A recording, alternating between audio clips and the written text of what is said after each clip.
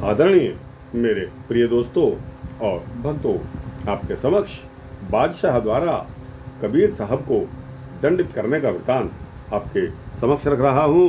दोस्तों, उम्मीद करता हूँ कि यह वृतांत आपको पसंद आएगा। दोस्तों, कबीर साहब एक महान आत्मा भक्त थे और सर्वोच्च पद पर उनको गिना जाता है। दोस्तों, यह बात उस समय की है कि बादशाह द्वारा कबीर साहब को जब दंड दिया गया तब गंगा स्नान करने का पर्व था। हजारों लोग एकत्रित हुए थे तथा सैकड़ों महात्मा संत महंत वहाँ आए हुए थे। इस स्थान स्थान पर मंडलियाँ प्रभु का कीर्तन भजन कर रही थी। हर कोई अपनी अपनी सामर्थ्य के अनुसार ज्ञान चर्चा कर रहा था। कोई अपने मत का उपदेश करता था तो कोई किसी से वाद विवाद कर रहा था। वेद वेदांतों के ज्ञानी पुरुष आए हुए थे। श्रोता दर्शन यात्रा स्नान करके उपदेश सुनने के लिए बैठ जाते थे। इस तरह गंगा के तट पर भीड़ लगी हुई थी। भक्त कबीर साहब जी भी गंगा स्नान करने के लिए पहुंच गए और वहीं जाकर बैठ गए। उनके श्रद्धालु भी उनके पास बैठ गए और कहने लगे कि साहब, कोई उपदेश दीजिए, जीवन का लाभ सुना दीजिए।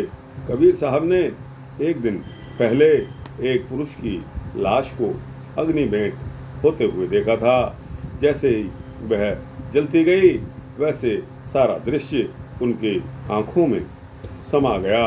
वह बहुत प्रभावित हुए तथा उन्होंने जिज्ञासुओं के आगे वही ज्ञान चर्चा प्रारंभ कर दी। आपने लंबी ज्ञान की बात शुरू की। आपने देखा कि जीव जंतु, चौपाए, पशु आदि यह सारे मरते हैं क्योंकि पंचभूतक शरीर को ईश्वर ने फिर तत्वों से मिलाना होता है, तत्वों में मिलाना होता है।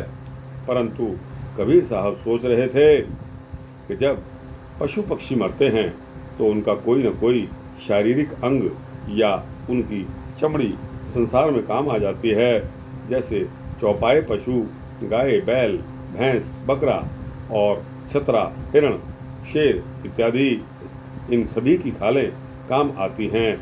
जूते तथा मशकें इत्यादि बनाई जाती हैं। परंतु जब नर मरता है तो वह किसी काम नहीं आता। उसका नज़ारा उनके ऊपर जो मैंने आपको शब्द अपने पिछले वृतांत में सुनाया था, नरु मरै नर काम न आवे, पशु मरै 10 काज सवारे। दोस्तों, यह शब्द मैंने पेश किया था।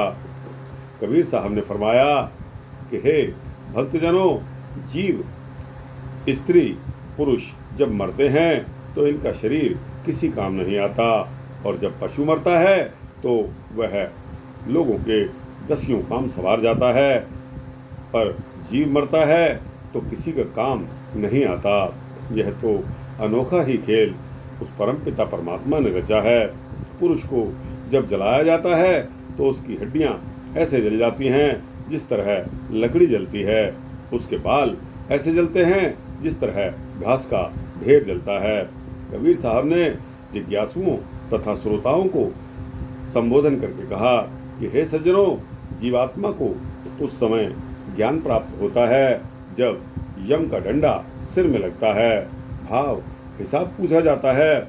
यहाँ रहकर तो जीव सदा परमपिता परमात्मा को भूल जाता है और अहंकार में काम करता है। लालच, वासना, अहंकार जीव की हड्डियों को कमजोर बनाए जाते हैं। जीव जगत में आता है तो स्वयं को नहीं पहचानता, वास्तविकता से दूर चला जाता है। इस तरह ज्ञान चर्चा हो रही थी कि उच्च जाति के पंडित वहाँ शोर मचाते हुए आ गए। देवताओं की नगरी काशी गंगा में गर्क हो जाएगी। उन्होंने आकर कबीर साहब को बहुत ही क्रोध के साथ कहा कि वह यहाँ से उठकर चले जाएं। इस तरह पंडितों का अपमान होता है। कबीर साहब अत्यंत श्रद्धालु थे। इस मामले में झगड़ा हो गया। झगड़ा बढ़कर गाली गलौज के बाद मार पिटाई तक की नौबत आ गई। उस झगड़े में पंडितों को मुंह की खानी पड़ी और वे वहां से भाग गए। उस झगड़े का शोर सारी काशी में फैल गया। पंडितों ने अपने साथ मुसलमान काजियों को भी मिला लिया, क्योंकि कबीर साहब सारे मतों के पाखंडों का पर्दाफाश करते थे। वह तो कहते थे कि खुदा या राम एक ही है तथा उसकी आराधना करो। देवी देवता, मकबरा आदि की पूजा करना बेकार है। कबीर साहब से सभी लोग खींचकर चिढ़े हुए थे, इसलिए उन्होंने यहाँ योजना बनाई कि नवाब को कहकर क्यों ना कबीर साहब को मरवा दिया जाए और नित्य प्रति के झगड़े भी खत्म हो जाएं। संयोग से काशी में दिल्ली का बादशाह सिकंदर लोधी आया हुआ था। वह कट्टर धर्मी तथा प्रजा को खुश रखने वाला बादशाह था। उसमें यह कमी थी कि वह उकसाई बातों में तथा कानों का कच्चा था, उकसाए में आ जाता था। सारे पंडित तथा शहर के काजी मुल्ला इकट्ठे होकर बादशाह के पास पहुंच गए तथा कबीर साहब के विरुद्ध उन्होंने इतना कुछ कहा कि वो गुस्से से लाल पीला हो गया तथा उसने कहा कि ठीक है, मैं निपट लेता हूँ, आप जाइए, शहर में अमन रहेगा। बादशाह ने कबीर साहब की तरफ पैदल सिपाही भेज दिए तथा हुक्म दिया कि कबीर को साथ लेकर आइए। सिपाही कबीर साहब के घर पहुंच गए। कबीर साहब घर पर ही थे। शाही संदेश के शाही हुक्म को कबीर साहब जी को सुनाया गया। तुम्हें बादशाह ने बुलाया है, वह बहुत खफा है, तुम जरूर चलो, जैसे भी हो। वैसे यह हुक्म सुनते ही कबीर साहब उसी समय पैदल सिपाही के साथ चल पड़े। वह ना तो भयभीत हुए और ना ही दिल में डगमगाए, क्योंकि उनको अपने राम पर भरोसा था। वह राम पर विश्वास करते थे। कबीर साहब के बहुत सारे श्रद्धालु भी उनके साथ चल पड़े। कईयों ने बादशाह बहुत क्रोधी है, वह कबीर साहब को जान से मरवा देगा। किसी ने कहा काशी में से निकाल देगा। उनकी बातों को सुनकर कबीर साहब ने सहज स्वभाव से अपने राम को याद करके उनको कहते गए कि डरिए मत, यह मेरे राम जी का ही हुक्म है। वह किसी अंधेरे को दूर करना चाहते हैं। इस बाबत, इस संबंध में कबीर साहब ने गौड़ी कबीर जी, जो कि गुरु ग्रंथ साहब के पन्ना नंबर 338 पर आई है। दोस्तों, इसका शब्द है, फुरमान तेरा सिरे ऊपर फिर ना करत विचार। फुरमान तेरा सिरे ऊपर फिर ना करत विचार। तू ही दरिया तू ही करिया तुझते निस्तार। तू ही दरिया तू ही करिया तुझते निस्तार। बंदे बंदगी इख्तियार। बंदे बंदगी इख्तियार। साहिब रोस धरो की प्यार। रहाओ नाम तेरा आधार, मेरा ज्यों फूल जई है नार। कह कबीर गुलाम घर का जी, आई भावे मार। नाम तेरा आधार, मेरा ज्यों फूल जई है नार। नाम तेरा आधार, मेरा ज्यों फूल जई है नार। कह कबीर गुलाम घर का जी, आई भावे मार। इसका भाव है कि हे प्रभु, हे परमात्मा, जो आपकी आज्ञा है उसको मानने के लिए मैं तैयार हूँ। आप स्वयं ही नदी हो और स्वयं ही मल्लाह हो। नैया भी स्वयं हो और पार भी आप ही ने करना है। मैं अज्ञानी पुरुष हूँ। मैं सिर्फ कहता हूँ मनुष्य को भक्ति करनी चाहिए, सिर्फ आपके नाम की, वह चाहे क्रोध करे या खुश रहे। मनुष्य को उसका नाम, किसका? परमपिता परमात्मा का नाम जपते रहना चाहिए। हे ईश्वर, तुम्हें याद करके इस तरह खुश हूँ जैसे बच्चे का मन खुश हो जाता है। मनुष्य तुम्हारा दास, तुम्हारा नौकर है। जैसा दिल चाहे उसको वैसे रखिए, चाहे मार दो चाहे जीवित रहने दो। आपकी वस्तु जो हुई, अपनी वस्तु को स्वयं ही तो आप संभालते हो। लोगों तथा परमात्मा को संबोधन करके अपने मन को संबोधन करने लगे। अपने मन को उन्होंने किस तरह संबोधन किया?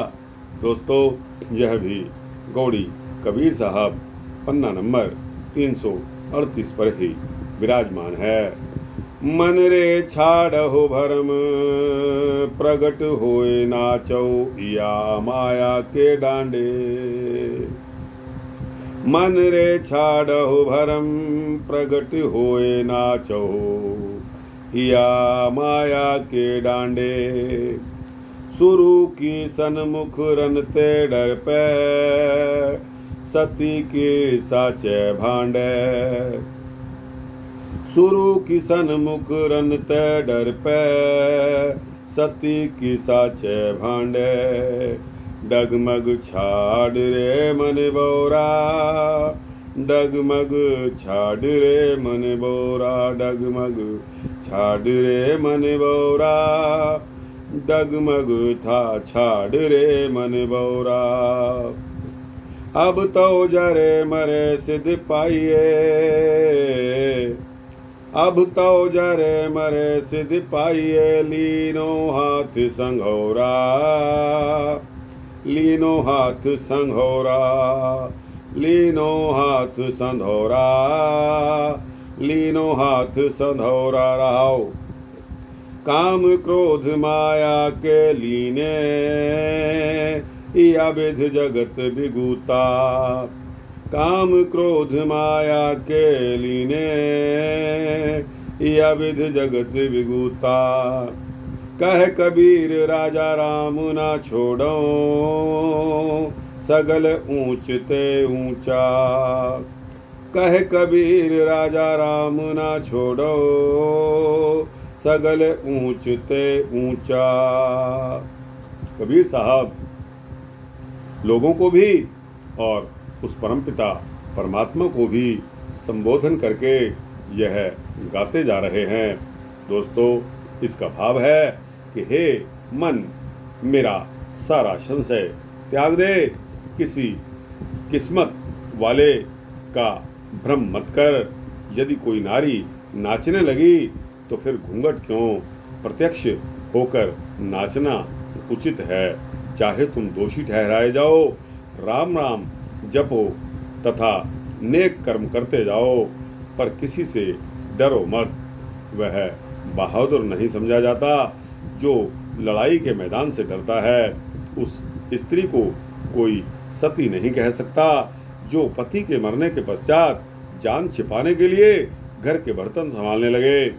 वस्तुओं की तरफ देखे। डगमगाने का क्या मतलब? जब संधौरा यानी के नारियल ही पकड़ लिया, अब तो जलकर मरने से छुटकारा होना है।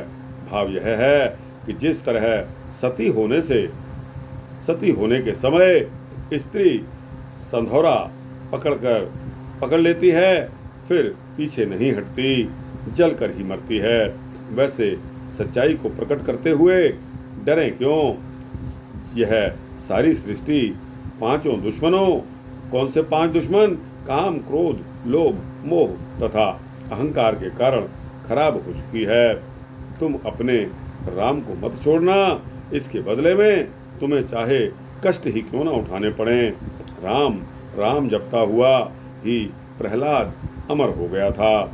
इस तरह आत्मबल प्रदान करते हुए कबीर साहब जी बादशाह सिकंदर लोदी के सन्मुख जाकर खड़े हो गए। उन्होंने बादशाह को सलाम तक नहीं किया और चुप करके राम नाम का सिमरन करते रहे। अब बादशाह भी क्योंकि बहुत ही हठ धर्मी था, जब उसने देखा कि मुसलमान होकर इसने सलाम नहीं की। दूसरा, यह राम का नाम लेता है, इससे बड़ा काफिर कौन होगा। यह तो मरवाने के काबिल है, इसको जीवित कैसे रखा जा सकता है। इसको दंड देना ही उचित होगा, नहीं तो नए मुसलमान सारे बिगड़ जाएंगे। बादशाह क्रोध से लाल पीला हो गया और कबीर साहब से पूछने लगा कि कबीर, तुम्हारा नाम क्या है। हाँ जी, कबीर ने आगे से उत्तर दिया कि यह ठीक है कि तुम हिंदू धर्म तथा मुसलमानों के विरुद्ध प्रचार करते हो और ऐसी कविता की रचना करते हो जो लोगों को गुमराह करती है, जो पुरानी रस्मों तथा पूर्वजों के धर्म के विरुद्ध लोगों को भड़काती है। यह तुम्हारे बारे में शिकायतें हैं। बाकी तुमने मुझे सलाम क्यों नहीं किया? क्या यह तुम्हारा अहंकार है? कबीर साहब ने कहा कि मैं किसी के विरुद्ध नहीं हूँ, काजी पंडितों की उन बातों के विरुद्ध हूँ जो भोले भाले लोगों को लूटने तथा धोखा देने के लिए आगे आते हैं। पाखंडों के मैं विरुद्ध हूँ, चाहे पाखंड इस्लाम में है या हिंदू धर्म में। लोगों के भले की बात करता हूँ। सलाम मैंने इसलिए नहीं किया कि मैं अपने राम को बादशाह समझता हूँ। अपने राम के बिना मैं किसी को सलाम नहीं कर सकता। मेरा राम जगत का बादशाह है। बादशाह, तुम्हारा मत क्या है? कबीर साहब कहते हैं कि दोनों मतों से न्यारा राम का सिमरन करना तथा सबसे प्यार करना। सबको राम ने ही बनाया है, राम ही उनका रक्षक है, वही हर जगह उनकी सहायता करता है। मैं राम को याद करता रहता हूँ। बादशाह ने कहा कि तुम बहुत बिगड़े हुए हो, मुसलमान होकर राम का नाम जपते हो, पुराने मतों के विरुद्ध हो। बादशाह को बादशाह नहीं समझते। राज के अमन के लिए यह एक खतरे का कारण है, इसलिए तुम्हें पानी में डुबोकर मार दिया जाएगा। जिस समय तुम्हें डुबाना होगा तब सारे शहर के हिंदू मुसलमान बुलाकर पास खड़े किए जाएंगे। यही मेरा हुक्म है कि तुम काफिर हो, तुम बागी हो। बादशाह के विरुद्ध बगावत करने का तुम्हारा दोष है।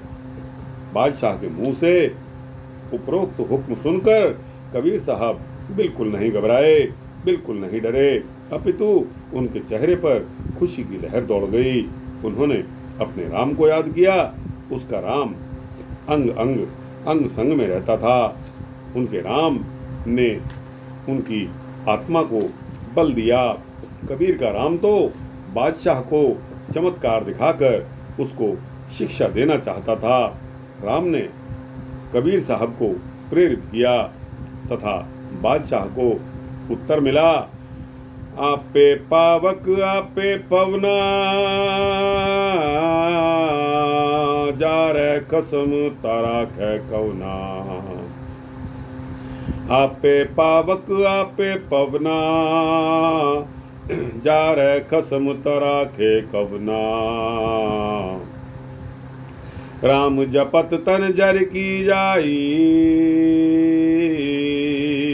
राम जपत तन जर की जाई। राम नाम चित रहया समाई,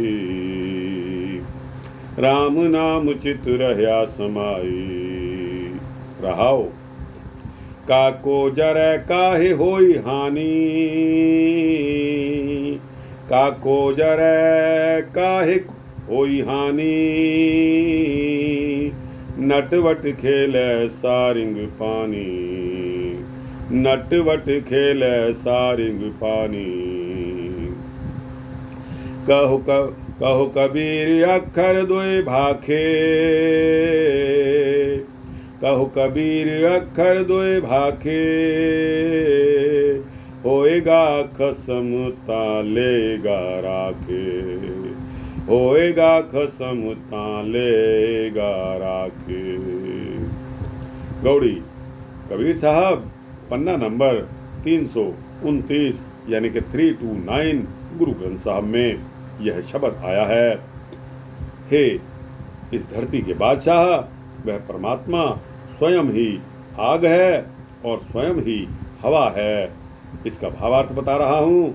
यदि उसने किसी को जलाना है तो कोई बच नहीं सकता। जीव को मारना है या जीवित रखना है वो मनुष्य के वश में नहीं है, बल्कि उस शक्तिमान परमपिता परमात्मा के हाथ में है। जिन मनुष्यों को अपने जीवन के अंत का पता ही नहीं है वो ऐसे उपाय करते हैं किसी को मारने या किसी को जलाने का। यदि राम का सिमरन करते हुए जल भी जाएं तो क्या हर्ज है। आत्मा में राम का निवास है। ना कोई किसी को मारता है, ना कोई जलाता है और ना ही कोई बचाता है। यह तो उसी तरह है जैसे मदारी पत्थर से कई हेरा फेरियां करके तमाशा दिखाता है परंतु किसी को समझ में नहीं आता। उसी तरह परमात्मा खेल करके देखता है और खुश होता है। कबीर साहब फरमाते हैं कि 2 अक्षर रा और माँ राम का सुमिरन करो। जो दिल करे सो कर ले।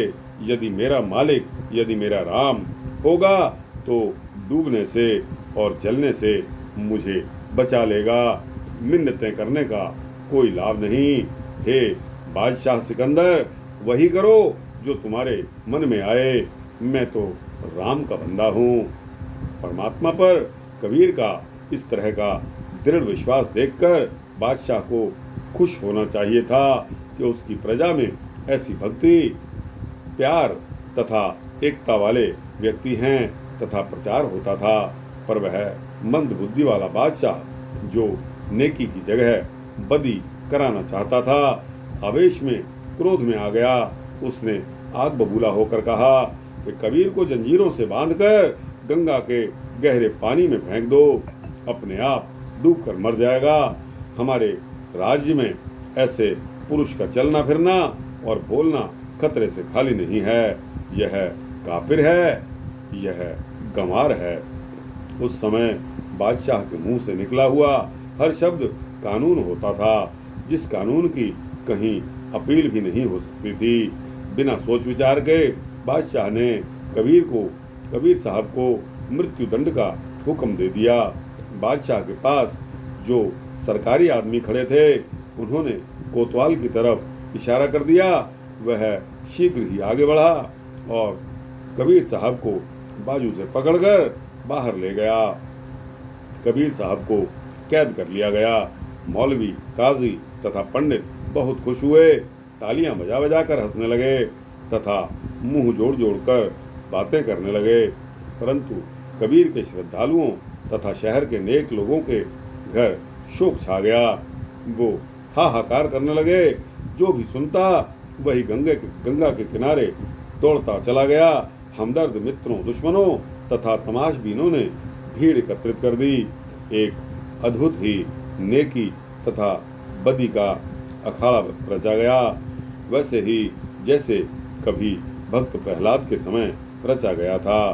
जंजीर के साथ कबीर साहब को जकड़ दिया गया, हाथ पांव बांध दिए गए और जल्लाद को हुक्म दे दिया गया कि वह बंधे हुए हाथ पैरों के बीच ही बांस डालकर कबीर को इस तरह उठाकर चले जैसे मरे हुए पशु को उठाया जाता है, क्योंकि मुसलमान कोतवाल कबीर का अपमान करना चाहता था। उसके मन में यह रोष था, क्रोध था कि मुसलमान होते हुए भी कबीर हिंदू धर्म की तरफ क्यों अग्रसित हुआ है। चाहे खुदा, अल्लाह, राम, भगवान, प्रभु, वाहेगुरु या अकाल पुरुष, उस सर्वशक्तिमान परमात्मा के ही ये सब नाम हैं, परंतु भुलक्कड़ मुसलमान नेता तथा हाकिम मुसलमान की जबान से राम नाम का शब्द उच्चारना बहुत ही बुरा समझते थे। कबीर साहब को गंगा के किनारे लाया गया। हजारों लोग उनके साथ थे। देखने वालों को किनारे पर इकट्ठा कर दिया गया। कहते हैं कि बादशाह सिकंदर लोधी भी यह नज़ारा देखने के लिए स्वयं आया। वह अकेला नहीं था, उसके साथ उसकी बेगमें भी थी, वे भी राम की शक्ति को देखने आई थी। गंगा का जल ऊंची ऊंची लहरें हिलोरे मार रहा था। 10-10 फुट ऊंचा जल भंवर पड़ रहा था। जल भंवर नहीं, शायद गंगा खुशी से उछल रही थी कि राम भक्त उसकी गोद में खेलने के लिए आ रहा था। राम भक्त को अपनी गोद में खिलाकर वह अपना जीवन धन्य करना चाहती थी। उसका तो अंग अंग खुशी से दीवाना हो रहा था। वह तो ऊपर आकर जल्दी से जल्दी कबीर साहब के चरण छूने के लिए माता गंगा बेताब हो रही थी, परंतु मूर्ख लोग गंगा के पानी को ऊपर चढ़ा हुआ देखकर बहुत खुश थे कि कबीर इसमें जल्दी से डूबकर मर जाएगा, कोई नहीं रहेगा कबीर का नाम लेने वाला। सरकारी नौका किनारे पर लाई गई। सिपाहियों और जल्लादों ने कबीर को उठाकर नौका पर बड़ी नाव में रख दिया। नौका के रस्से खोल दिए गए। मल्लाहों ने चप्पू चलाए। नौका गंगा की चढ़ाई की तरफ चली गई। करिश्मा भगवान का कि आकाश साफ था। साफ आकाश में ही आंधी तथा काली घटा छा गई। धर्मी लोगों ने कह दिया कि मुगलों पर भगवान क्रोधित हो रहा है, वह अपने भक्त की रक्षा करेगा, नौका को डुबाएगा। पर इस बात से और भी हैरानी हुई कि बादल और तूफान आया और 5 मिनटों में ही आगे चला गया। ना तो नौका डूबी, किनारे खड़ी साफ दिखाई देती रही। जब नौका गंगा के मध्य में पहुंच गई, जहां पानी बहुत गहरा और तेज चाल के साथ चल रहा था, उस स्थान पर सिपाहियों और जल्लादों ने कबीर साहब को उठाकर गंगा में फेंक दिया। गंगा में गिरते ही कबीर ने हे राम तेरा आसरा, हे राम तेरा आसरा कह दिया। आपने ही मेरे, आप ही जीवन दाता हो। कबीर साहब ने पानी पर तैरते हुए आकाश की तरफ देखकर अपने राम को याद किया। यह शब्द कबीर साहब ने उचारा है, जो कि गौंड कबीर साहब की आकाश गगन पाताल गगन है, चाहूं दिस गगन रहाइले। आकाश गगन पाताल गगन है, चाहूं दिस गगन रहाइले। आनद मूल सदा पुरखोत्तम घट, बिन से गगन न जाइले। आनद मूल सदा पुरखोत्तम घट, बिन से गगन न जाइले। मोहि बैराग भयो, मोहि बैराग भयो, एह जियो आई कहाँ गयो, एह जियो आई कहाँ गयो। मोहे बैराग भयो,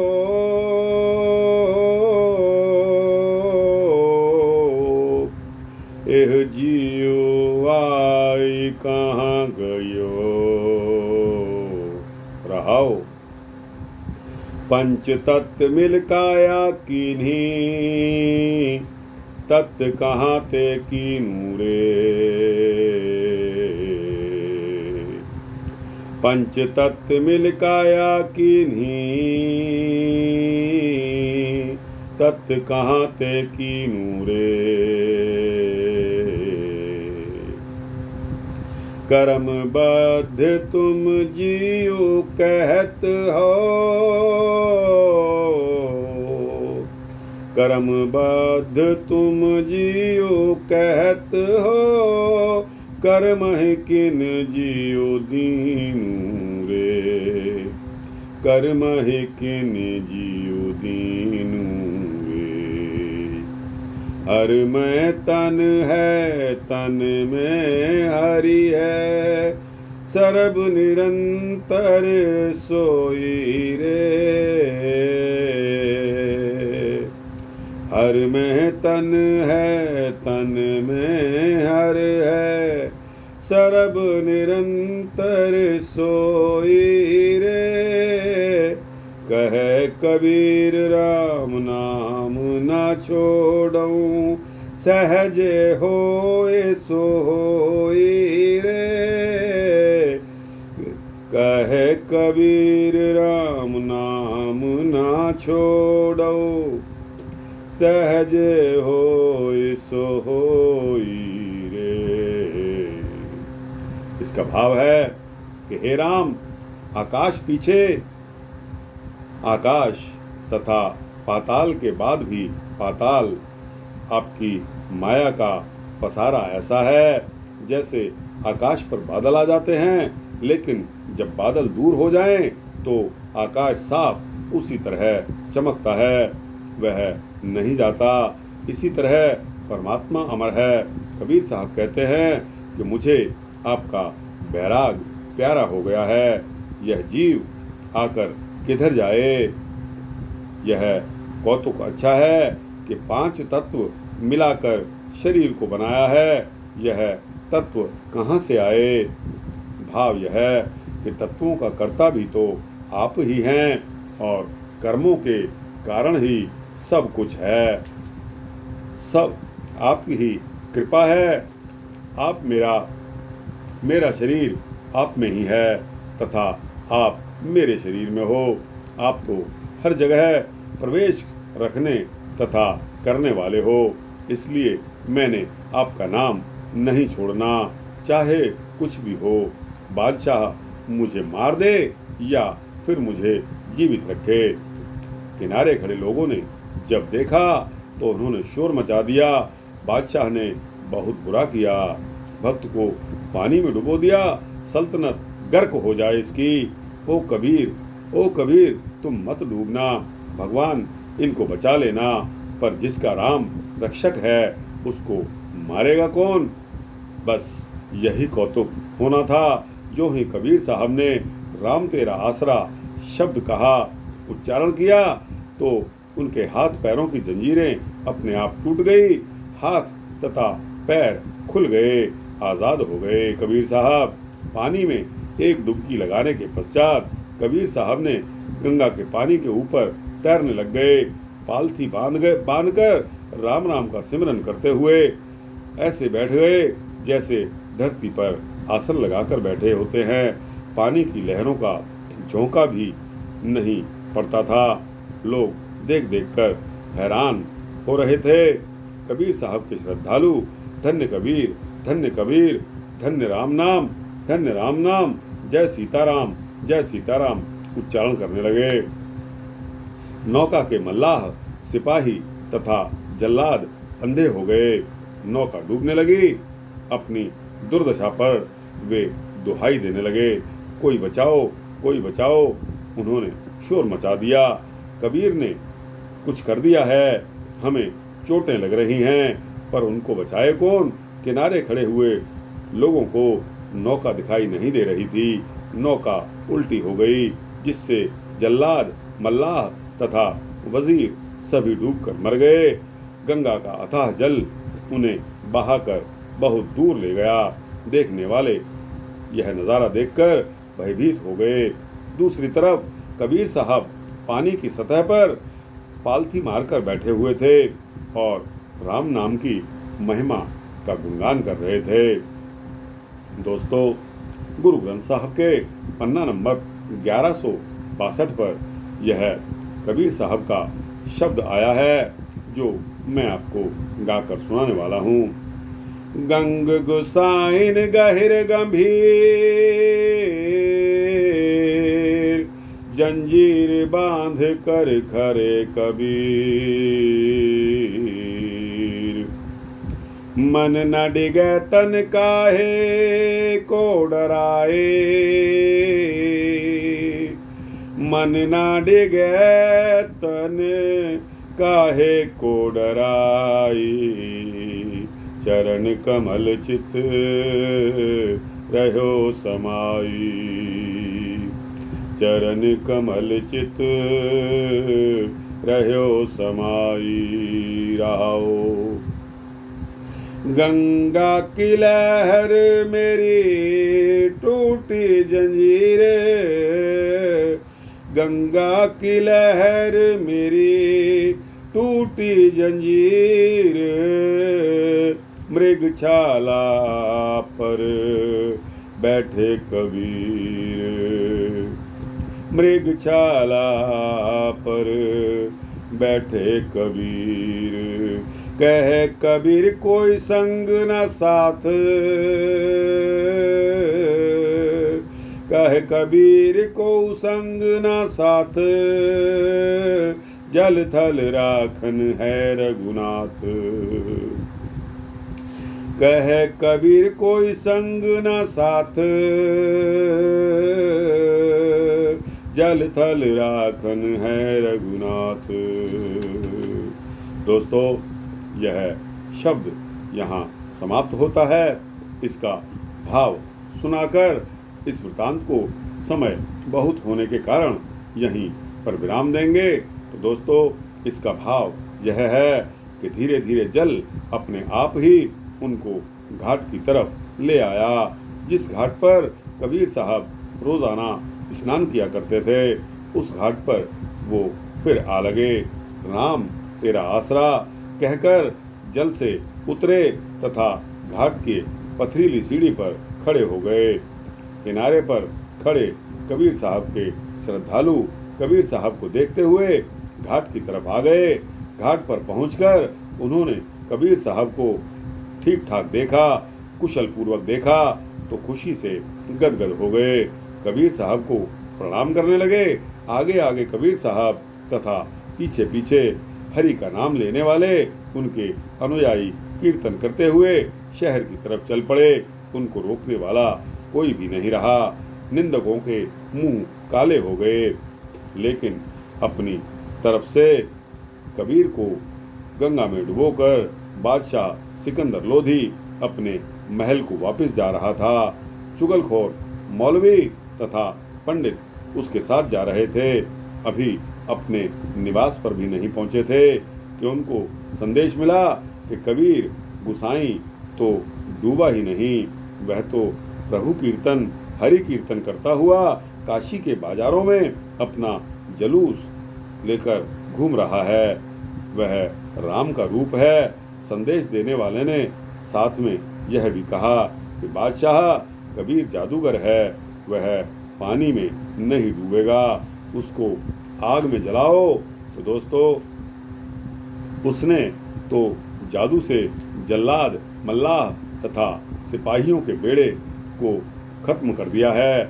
उसकी महिमा घटने की जगह और बढ़ गई है। सारा शहर बादशाह सलामत को ही बुरा भला कह रहा है। कबीर बल्कि ऊंची ऊंची आवाज में राम राम कहता हुआ आगे बढ़ रहा है। वह मौलवी काजियों तथा सरकारी हाकिमों को भी चिढ़ा रहा है। चुगलों के मुख से यह सुनकर बादशाह हैरान रह गया और सोचने लगा कि लोहे की जंजीरों से बंधा हुआ एक आदमी गंगा की लहरों में से कैसे बच सकता है। यदि यह आदमी इस तरह बच सकता है तो एक दिन बादशाह ही उल्टा सकता है। ऐसे आदमी को जरूर ही मार देना चाहिए। उसने वहां खड़े होकर यह हुक्म दे दिया कि कबीर को एक बार फिर मेरे सामने पेश करो, मैं उसे मार डालूंगा, उसको खत्म कर दूंगा। यही नहीं हो सकता है कि कबीर जीवित रहे। एक जुलाहा भुलक्कड़ कहीं का बादशाह कबीर जी की शान में बुरे शब्द बोल गया। शाही सिपाही भाग उठे। जिधर कबीर साहब के बारे में पता चला वहीं जा पहुंचे। एक चौराहे के बीच शब्द पड़ रहे कबीर साहब को जाकर धर दबोचा। चलो, तुम्हें बादशाह सलामत फिर बुला रहे हैं। उनका सख्त हुक्म है कि जल्दी से चलना होगा। यह आप क्या कर रहे हो?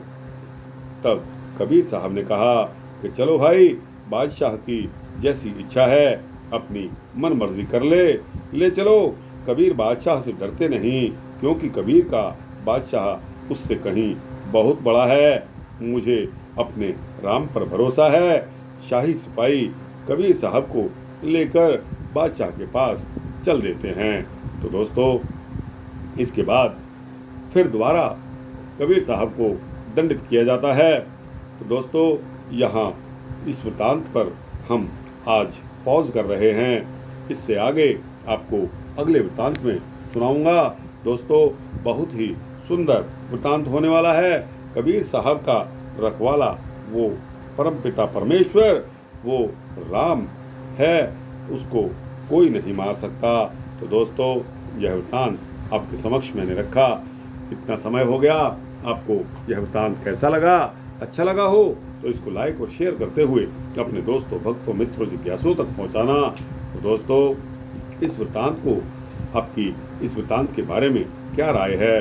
अपनी राय कमेंट्स बॉक्स में जाकर अवश्य लिखना।